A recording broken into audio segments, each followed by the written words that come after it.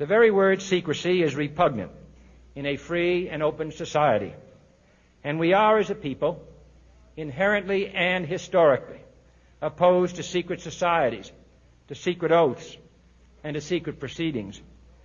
We decided long ago that the dangers of excessive and unwarranted concealment of pertinent facts far outweighed the dangers which are cited to justify it.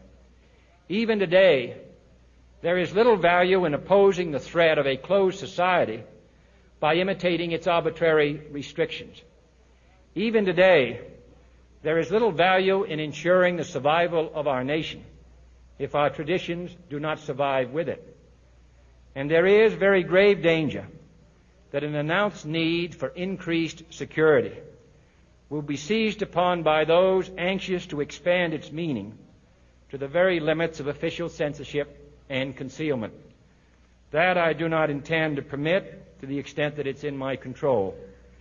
And no official of my administration, whether his rank is high or low, civilian or military, should interpret my words here tonight as an excuse to censor the news, to stifle dissent, to cover up our mistakes, or to withhold from the press and the public the facts they deserve to know.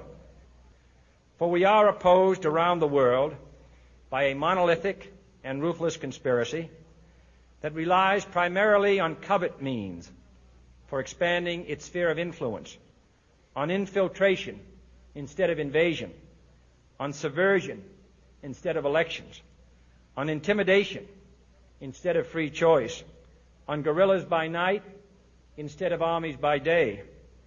It is a system which has conscripted vast human and material resources into the building of a tightly knit, highly efficient machine that combines military, diplomatic, intelligence, economic, scientific, and political operations. Its preparations are concealed, not published. Its mistakes are buried, not headlined. Its dissenters are silenced, not praised. No expenditure is questioned, no rumor is printed, no secret is revealed. No president should fear public scrutiny of his program, for from that scrutiny comes understanding, and from that understanding comes support or opposition, and both are necessary. I am not asking your newspapers to support an administration, but I am asking your help in the tremendous task of informing and alerting the American people. For I have complete confidence